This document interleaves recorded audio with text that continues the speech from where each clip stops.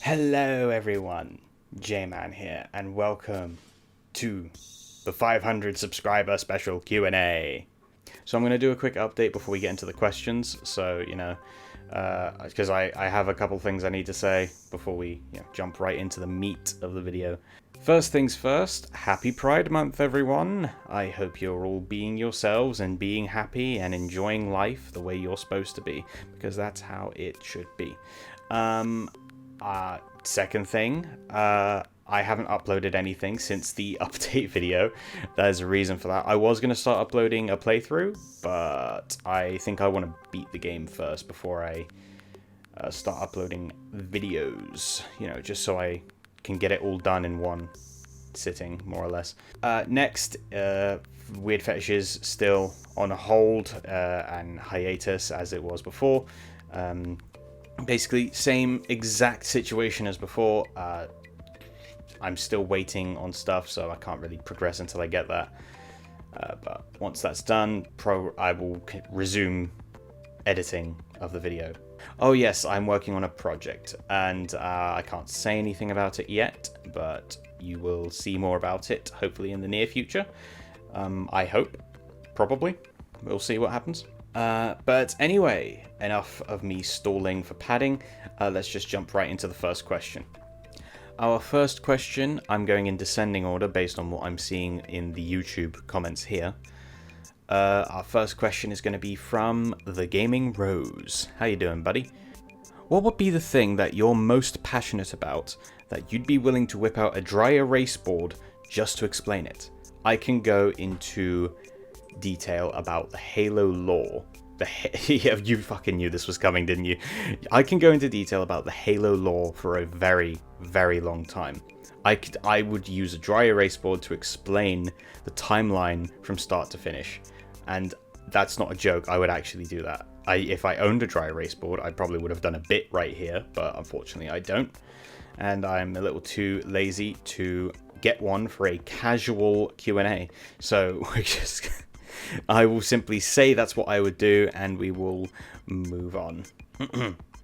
Thank you for the question, Gaming Rose. The next set of questions will be from Mastermax. Thank you for asking questions today. First question. If you could request one song from PyDisliker to sing at karaoke, which song would you choose? Well, he's already sung the One Punch Man theme, and he's also already sung the Persona 5 main theme. I need to think about this a second. I don't want to fucking just say something and it mean nothing. I've got it. I want to hear him sing the rumbling from Attack on Titan Season 4 Part 2. I really want to hear him sing that, because that seems right up his alley for energy. Pure fucking energy produced from a song. I think Pi could probably boss that song, to be honest with you. Next question. Any games that came out in 2023 you'd consider playing for your channel? I would definitely recommend Resident Evil 4 Remake. Well, it's funny you say that. That just so happens to... You know how I said earlier how I'm doing a playthrough and I'm waiting till I finished it? Well, guess what the fucking game is, buddy? Well, it's got a lot of technical difficulties on my end, mind you. But until I've beaten the game, I don't want to release it, because I don't want to get spoiled, because I've never played Resident Evil 4 before. Never. And I honestly have no idea what I'd be getting into. So, being completely honest with you, that's my playthrough, and it should start coming out after this Q&A releases, because I imagine I'm past the halfway point in the game, so you can look forward to that very soon. Next question: Have you Have you managed to apprehend the Prophet yet? From what we've seen in Reactors Like Drugs 3, he's a very dangerous threat. Well, gonna be honest with you, Max. Are you referring to the Prophet as in the entity we all fear so deviously hiding in the shadows? He's quite capable of a lot of dangerous things. Are you referring to profit as in profit margins, based on how you've spelt it?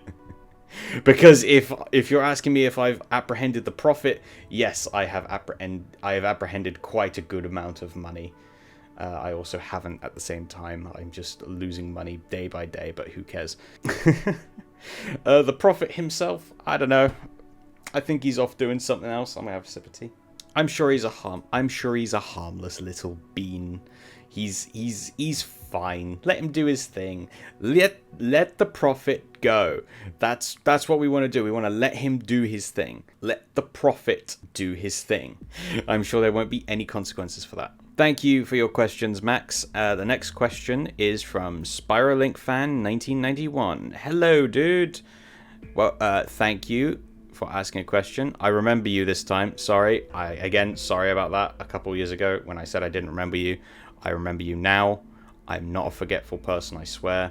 I am, but I also am not. I also am. That's a shit's take. Your question is, what video are you going to react to next? Okay, there's a few options for this. I think the most immediate one is RWBY Volume 9, because I didn't know it released. I didn't even know it was up. But, you know, with Rooster Teeth in the current shape it's in, I'm not particularly buzzed about watching it, nor am I surprised that I had nothing spoiled for me in the time since it was airing. So, you know, I look forward to binging that probably over the course of several months, much like last time. I don't expect it to be good. I don't expect it to be great.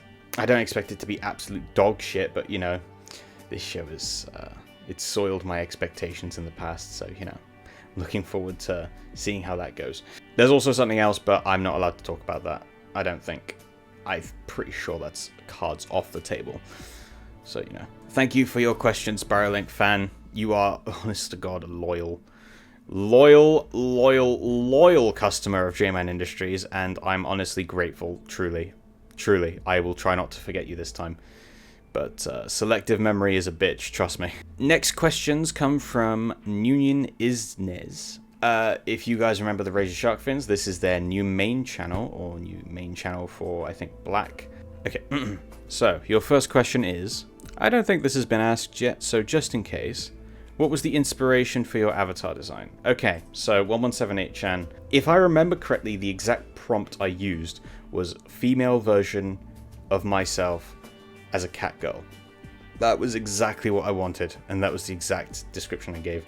And then the reference image was a picture of me in a green hoodie, so, you know, it was an Attack on Titan hoodie as well. You know, it's just convenient. It was nice, and the design turned out exactly like what I was going for. I love 1178chan. She's the best. Next question. Have you ever wondered what happened to your travel companion, the Watering Dino? I'm pretty sure Watering Dino is dead. I think I was just having a psychotic episode because I was about halfway through that playthrough. And also, first of all, thank you for remembering the Watering Dino.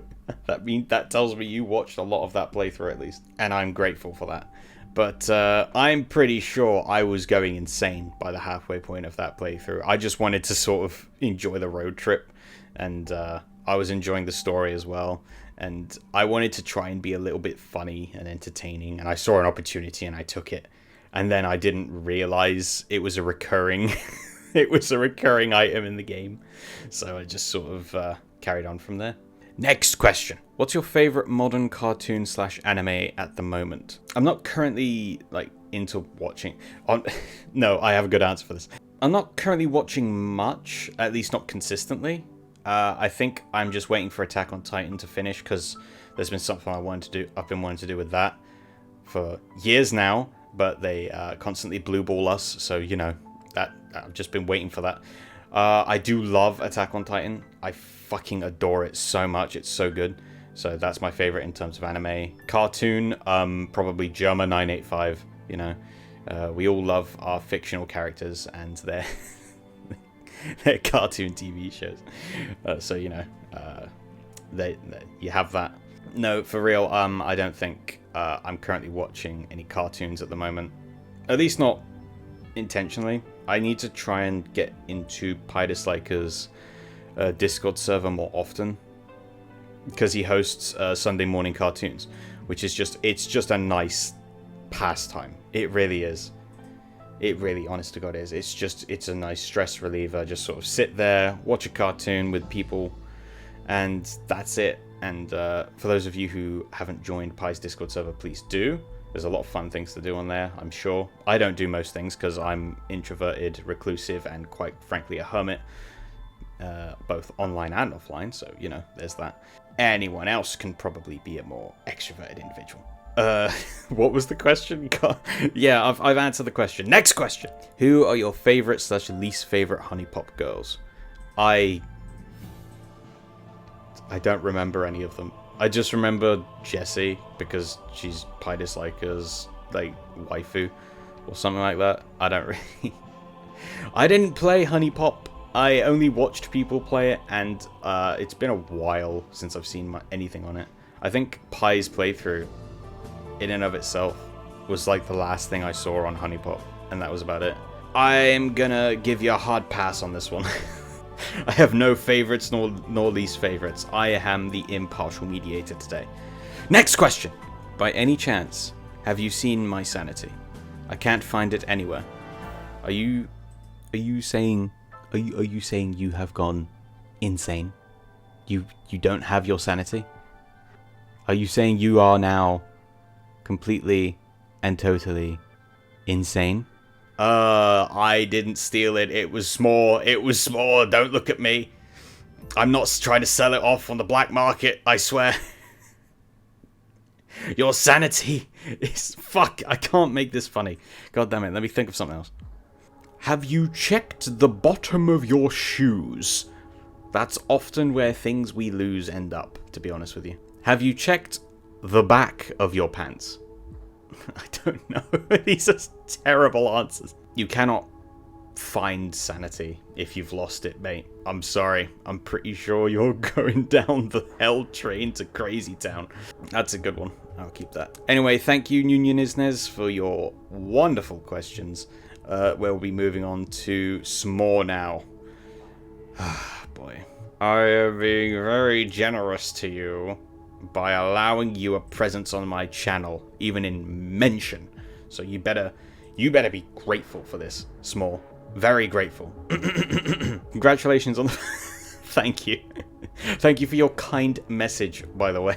Will you sell J-Man Industries to me, pretty please? Fuck off. No, I'm not doing that. I'm too harsh. I need to calm down. Will you sell J-Man Industries to me, pretty please? We're gonna move on to the next question, because this one isn't even worth my time. Will you marry S'more-chan? Aren't we, like...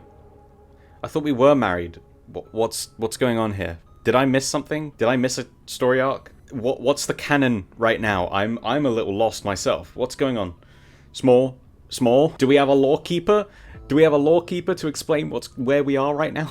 I thought we were already married. Next question. Is Pi Society a threat to you? And if so, why? Pi Society is no direct threat to J-Man Industries, nor even S'more Corporation. Pi Society does not follow in the same business practices as J-Man Industries, nor S'more Corporation. Therefore, Pi Society is not competition, and is merely just a fellow corporate entity. And that is about the long and short of it. So, you know, Pi is free to host his corporation however he chooses. Next question. Question number 4. Collab? Can I get back to you in 3 to 4 business days? We've already collabed like twice, haven't we? So, you know, I'd be happy to collab with you again. You're a fun individual. I just love you so much. I could eat you up like a little S'more you are, because you're an adorable little thing, and quite frankly, I love hanging out with you because you're so cool and funny and friendly, and you're very sweet and shy, and I can relate to that to a degree. Am I gonna keep this in? I don't know. I hope that answers your questions, S'more. We're gonna move on to Pi's questions now. They aren't on YouTube if you go to check, but he had to send them to me through DMs because YouTube, for in casual YouTube fashion, kept eating his comments. So, first question, number 1. Do you want to meet Samuel Pingers in real life? Well, I feel there's only one answer for this. Yeah.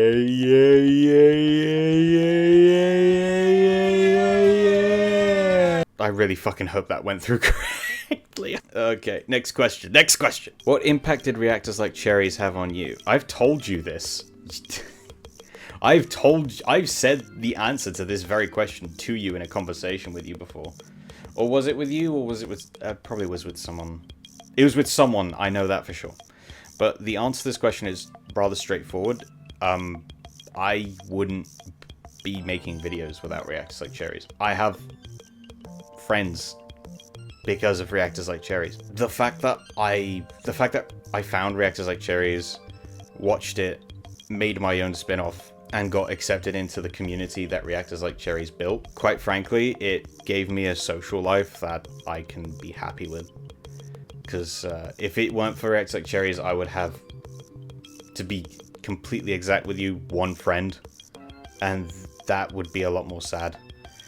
But because of the reactors like Cherries community, I have many friends now, and I'm just generally a happier person. So, you know, it affected me it affected my social circle sort of thing, my social capacity got better because of it, and it made me aspire to do better things in the long run, I guess. Reactors like Cherries, it's gonna hold a special place in my heart and mind, probably until the day I die, to be completely honest with you. And I just want you to know, Pi, thank you so much for everything. If you hadn't made reactors like Cherries, I think a lot of people in the community just wouldn't have, like, found each other. Like, I know I probably wouldn't even know S'more, Max, nor even you, if reactors like Cherries didn't even exist. And that would have been a lot more sad today. I'd be a lot sadder person today. Or not, I don't know. I don't think about where my life would... I try not to think too much about where my life would have gone if, like, certain things didn't happen. I can say with absolute certainty that where I am right now, I could thank a lot of that was because of reactors like Cherries. It was the catalyst that brought us together.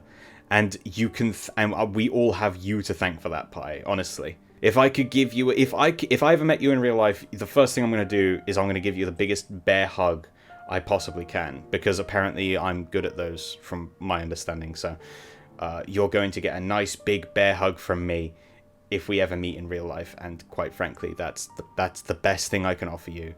A bear hug, a thank you, and honest to God, warm, friendly emotions. And that's about it. Thank you, Pi. Truly. Reacts like Cherries. Forever in my heart. Forever in my soul. I have so much to thank for that. Thank you. I've rambled on for too long. Next question. Similarly, what impact did reactors like berries have on you? Same answer. Same answer because of how it was received, rather than finding it. I made it, and it was received so well that it gave me a lot of confidence, and it also helped me understand that it helped me learn. It was a learning experience for editing, so it gave me a reason to be honest with you, I probably wouldn't have done weird fetishes without reactors like berries. So there's that. There you go. My flagship series, my flagship videos wouldn't exist if it weren't for reactors like berries, and reactors like berries wouldn't exist if it weren't for reactors like Cherries. So Pi, my entire YouTube career, if you can call it a career, is thanks to you. Thank you. I springboarded off of your support, off of your honesty, off of your videos. You gave me the jump I needed to be where I am right now, and I couldn't be happier. So yes, this is more heartfelt than I meant it to be, but truly, honestly, thank you, Pi, and thank you for everything, honest to God. I owe you the biggest bear hug in the world. That's not going away. Again, I'm not going to ramble on any further on this, because I don't want it to be just this heartfelt message, though it is a nice touch. Next question. What was your favorite Let's Play moment? Are you talking in general? Alright, let me think. If it's something in general, I didn't think about this one. I didn't think about this one at all. I'm trying to consider like what it was. Let's plays are a weird thing for me because I can watch one all the way through and there'll be funny moments, there'll be awesome moments, there'll be like literal goated moments. But then I can't help but wonder later on like what happened during the playthrough, because oftentimes more than not I will forget a large portion of most playthroughs. I know the answer! I know the answer to this question. I just thought about it. Okay, so this is a nostalgia trip and a half. Let me look this up now. This is a nostalgia trip. When I was just a wee little lad. When I was a wee little lad, I found the Yogscast. And the Yogscast, at the time, played a lot of Minecraft. And they created possibly the single greatest internet Let's Play of all time. And it was the Minecraft... I've got the playlist right here. I'll probably put it in the description. But it was this... Oh my god, I just clicked on it and I heard the opening notes. Oh my god, it's nostalgic already. The Minecraft survival playthrough. Multiplayer. Lewis and Simon, 12 years ago, this released. I think it was 2011. About 2011, 2000...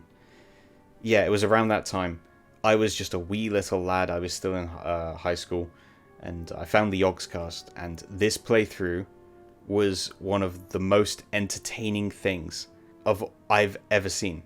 And I'm going to stand by this, but there was a lot of stuff in this. There was a lot of stuff in this playthrough. You asked for a moment, right? So let me see if I can find it. But it's part 8 of Shadow of Israfel, Diggy Diggy Hole. Created one of the most entertaining songs of a generation. This series, in and of itself, it was the inspiration for me to even go onto YouTube in the first place. It was the thing that drew me to the platform. I think, like, Diggy Diggy Hole, the entire episode in general is just fucking gold. Serves as a nice metaphor because this one-off joke they did during the video it actually springboarded into, like, a lot of content even today. Because I think the band, they made an official song based on, like, the joke in the video. Then the band Windrose took the song, or like they got the song and they made their own cover of it, and it's like it's so good. I can't fucking and it's like I look at that and I'm like, that's fucking awesome. That just a small thing that they can do by chance can springboard into something that's loved by millions of people. Ah, god, it's my favorite moment. It's not much. It's not a good gameplay moment. It doesn't even necessarily have to be considered a good joke by today's standards. But it's like it's a special moment to me that will forever be encapsulated as my favorite moment in a Let's Play because of what it means to me, and probably a lot of other people, I imagine, as well. Anyway, I don't want to linger on this too long. Let's move on to the next question. Sorry, I rambled on for too long.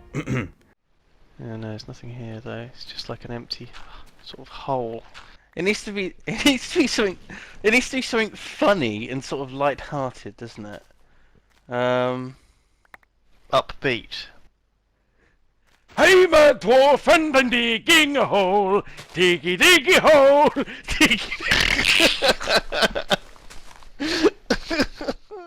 Question number 5. Does Caramella Dancing still hold up? Yes, of course it does. It's a fucking bop. What do you think?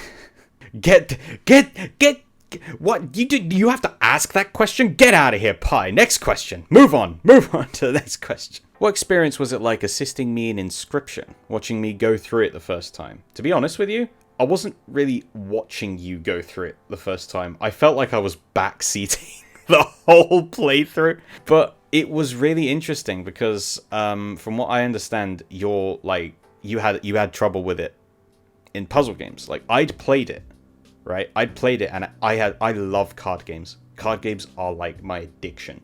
I get so addicted to card games if they're like in depth and good that I just like when I played it, and then I went back and I think I asked you like if you'd beaten it, and then you told me you didn't, and I couldn't let that stand.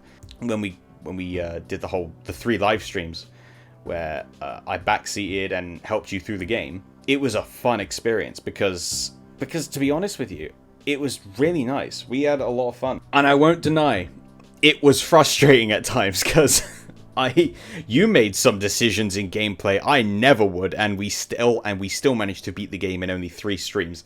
So, you know, there you go. But it was a fun ride, honestly. It just being there, watching you go through the entire game and experience all these twists and turns, and at some points finding things I don't believe I found. So in a way, it was kind of like a second playthrough for me, but a first playthrough for you. There were parts of the playthrough where I tried to like word things, and like I wanted to make sure that you got the best experience out of Inscryption, which I hope you did. Honestly, Pi, when you ask me this question, it's more of a case of me answering with, as long as you had a good time, then I had a good time with you. And that's all that needs to be said. Anyway, next question. Question number 7. Could you share with us your experience about being ace? I'm guessing error ace, but unsure. I know you mentioned it on Twitter a few years back, and with it being Pride Month and all, we don't see much asexual representation. Yeah. Okay. So, me being ace, it is error ace, actually. I just use ace as a broad term because it's easier for me when explaining. For those of you who don't know, I am asexual, aromantic. So that basically means no, I don't like sex, I don't like romance, I don't like any of it. It's not for me. It's the best way I would put it. So in my experience of being asexual, it's honestly just a case of, or I've done this take like 5 times because I'm not sure the best way to word it, so I'm just going to simplify it as this. Being asexual has been a ride so far. It doesn't really mean much. We don't get much representation simply because there's not much to represent. It's a simple case of, compared to everyone else who's like, oh, they have this different preference, they're different because they have this preference. We're different because we don't care. Or at least in my case, I just don't care. It means nothing to me. Sexuality, romance, it's for other people. It's not for me. That's not to say I'm not willing to like joke or flirt with people, because to be completely honest with you, I think like joking around about certain topics, at least to a certain limit, is fine. And flirting, to be completely honest with you, that's kind of more of a springboard from my personality, so it's fun more than meaningful. That's the best way I would describe it, I guess. I mean, I flirted with Small a lot, so that ought to explain my general feelings on the matter. I guess something I should probably touch on is my biggest issue when being asexual, like the biggest like hurdles I've had to come across, because the worst response you can get when you tell someone about who you are, or tell someone about an aspect of yourself that's different from the norm, is to get the worded response, "I don't believe you," or something along those lines. First time I told someone IRL that I was asexual, it was one of my colleagues at work, and then I told another colleague at work, and I'm pretty sure their exact response, the words that came out of their mouth was, "I don't believe that. I'm pretty sure you're just shy and lack some confidence," and all that. And he said it with such a sort of final tone that it put me off telling anyone for a very long time. I have recently told some other colleagues at work, and they're much more comfortable with it. Even the person who originally said that comment, I came back to them and I said, I explained to them how I felt about that, and they were understanding and apologized and all that, so that was sorted. It's strange to me that it was easier to come out about this on the internet than it was to come out about it to real people. But at the same time, it's kind of understandable. For the record, my parents don't know. And I'm going to keep it that way because they like to badger me about giving them grandkids. And I don't know how to break their hearts about it. So, let's just keep this under wraps. But yeah, I'm Aero Ace, for those of you who don't know. And yeah, I think we're going to move on. I'm going to move on to the next question, not because like I don't want to keep talking about this topic, but because I'm not good at verbalizing it. I'm not a very good talking person, so I can't exactly explain this well any better than I already have. So take that as you will. Thank you for the question, though. It's nice to at least talk more about it. It feels like I'm sort of expressing myself a little more, a little bit, helping people understand where my mind is at on this sort of topic. Next question. Could you give us a 1 second out of context preview of Weird Fetishes episode 5? No, you just have to wait because I'm that much of an asshole. Well, actually, the truth is I haven't put anything into editing just yet, but I do have some audio files, so I could post a little bit of audio right here. Now, in today's episode, we're going to be talking about, but you wouldn't understand it. Well, technically, the reason I don't want to show you anything is because nothing's been edited yet, like properly. I've got the audio. I could put an out of context line of dialogue here.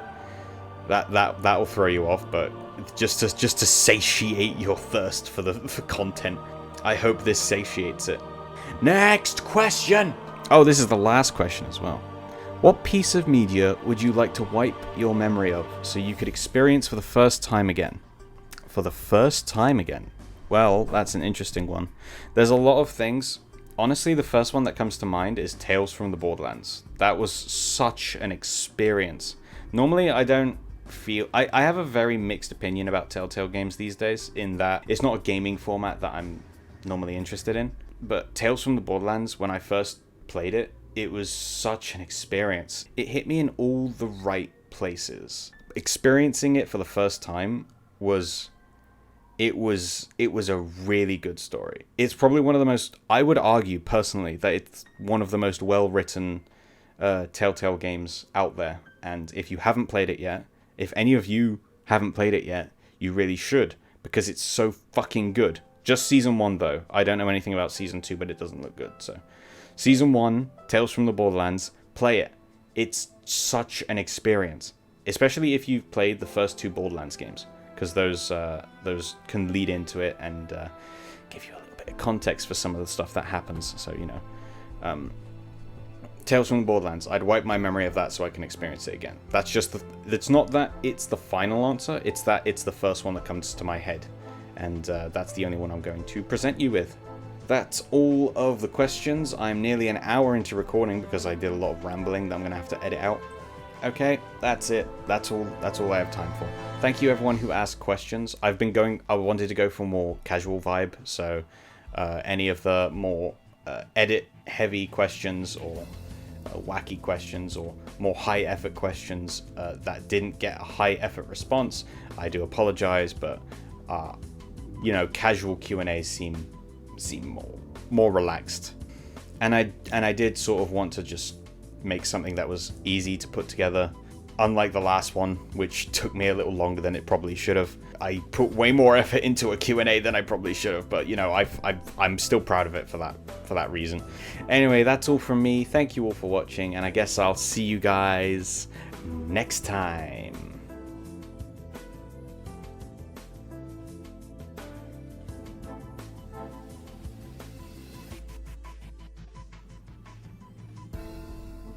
I'm inside your walls.